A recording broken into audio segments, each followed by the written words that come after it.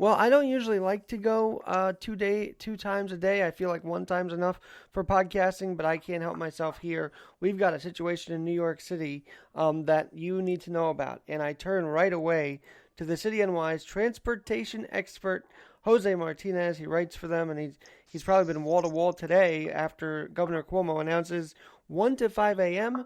The subways have been shut down. First of all, Jose, thanks for joining me once again to discuss this whole mess. Thank you, Alex. Always a pleasure to talk transit with anyone, and particularly with you.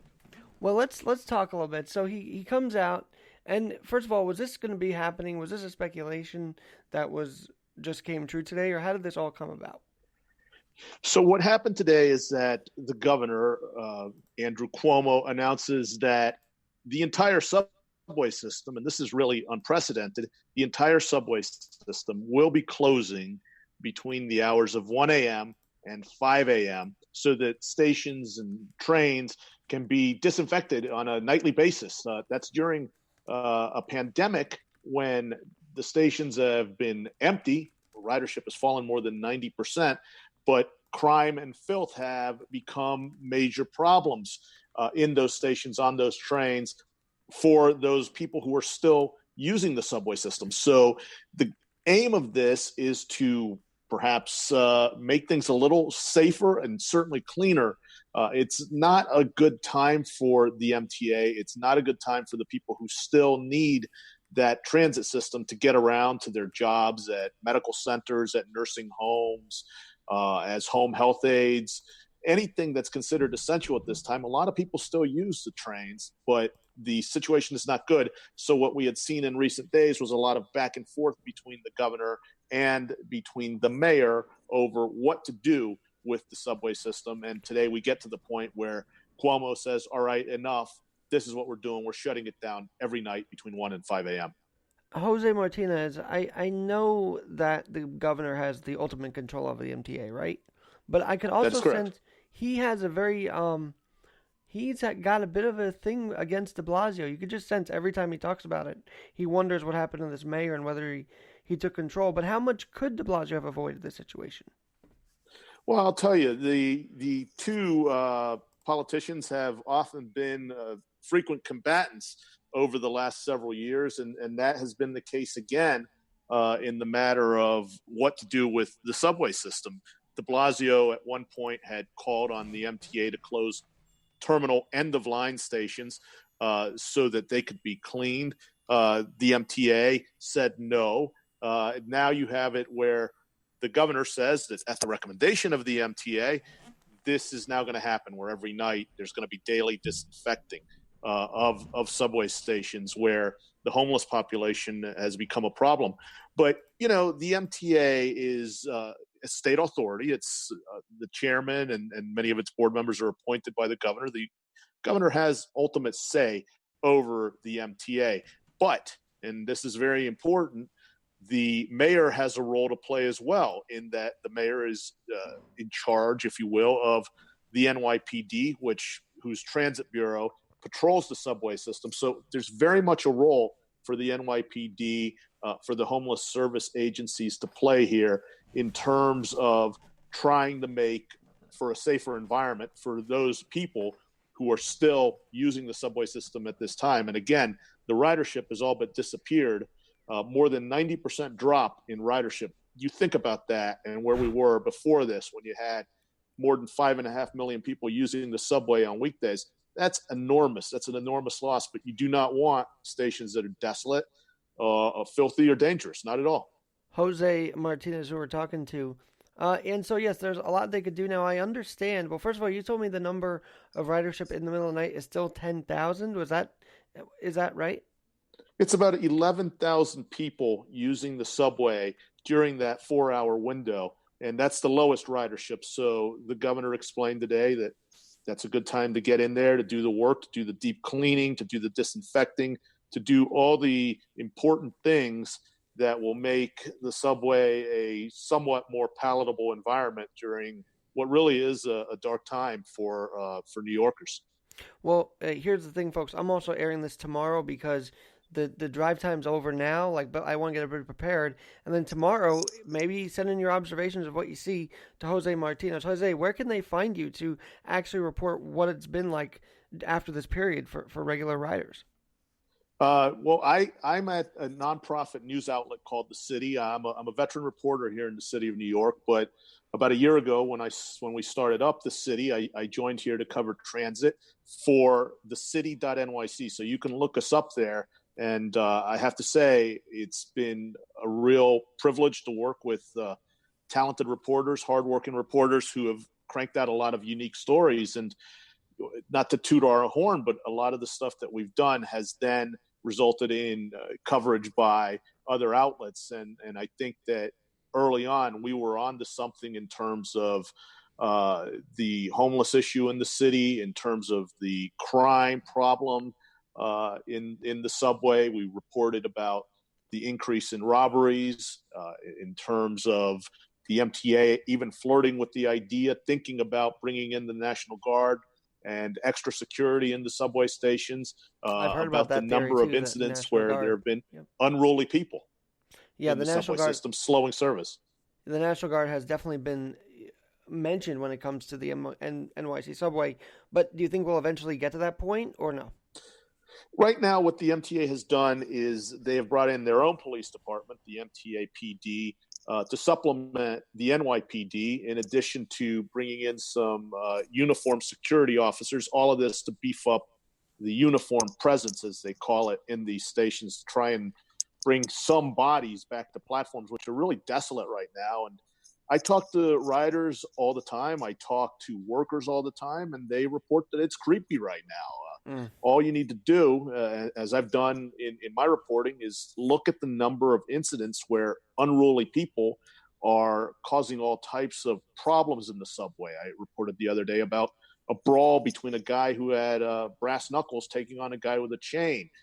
There were reports of naked people running around in the subway system, of people literally getting on the tracks and disrupting the movement of trains, of homeless people defecating and urinating. And this is the lifeblood of our city in normal times. So you've got to have a functional system. But this has really done a lot of damage to the MTA, to its finances in particular. And again, it's made it difficult for those people who still rely on a subway system. But now we're going to see it running a little less, with the hope that perhaps it can get cleaned up and service can be a little bit more efficient. And maybe eventually we will get back to something more closely resembling the normalcy that we knew before March.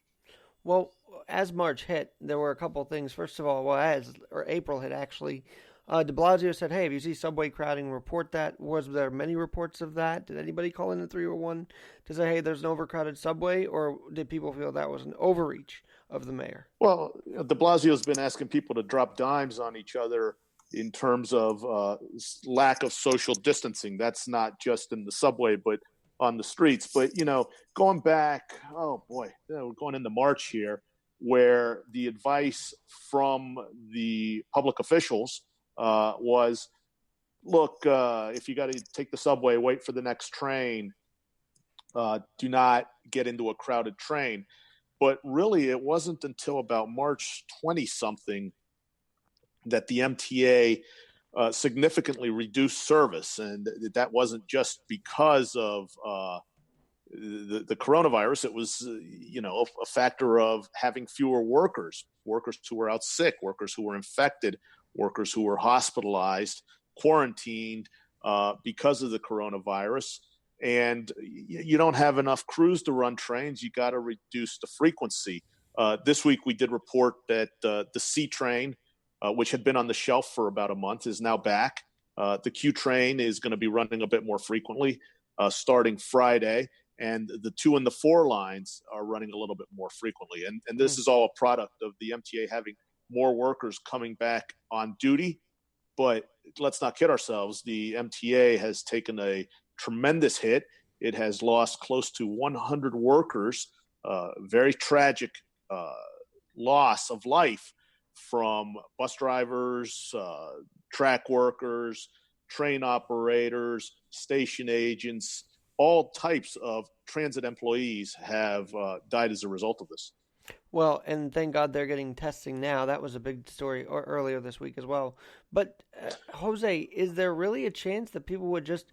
How are they going to make sure no one gets on these subways in a four hour span? I mean, we're New Yorkers. Most of us can't even sit still. So how are they going to make this happen?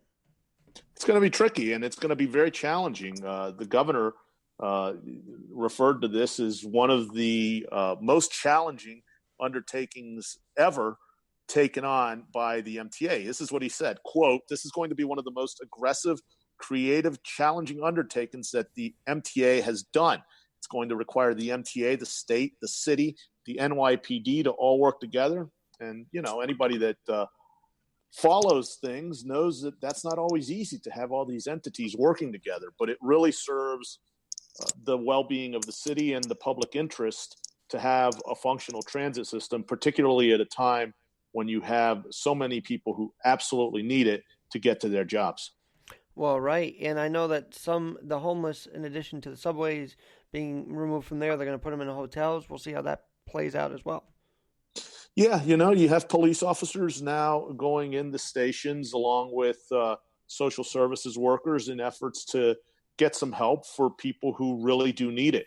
This has been a problem that has been brewing in the city and in the transit system for a long time. People who need help don't necessarily want it.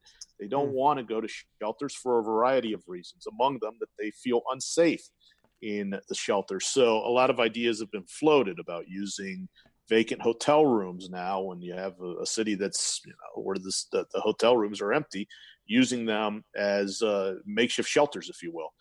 But the goal is to get people help and to restore some order to a subway system that needs a little help.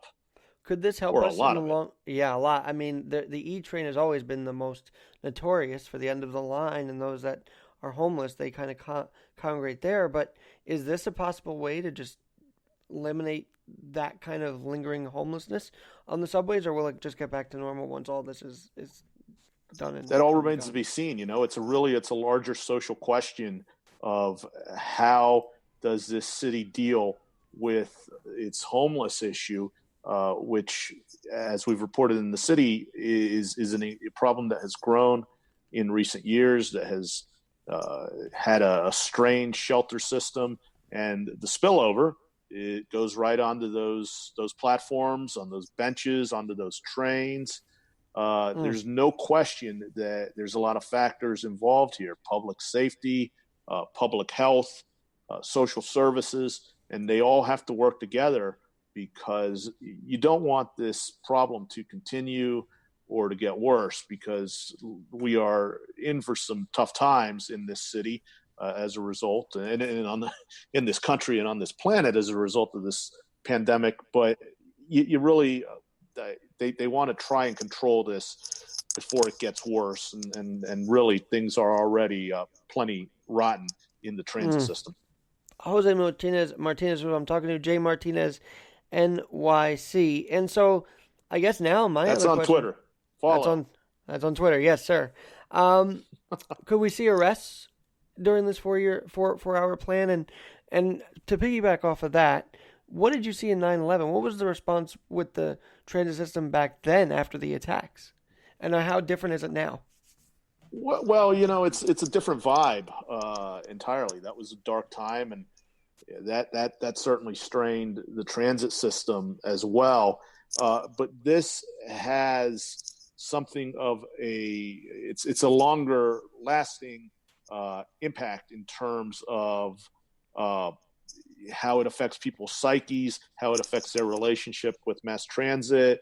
After 9/11, of course, Lower Manhattan was in rough shape. That's where the attack occurred. But if you think back to then, the city was able to rally. This is a very different scenario where it's going to be a longer period for the city to come back, get back on its feet.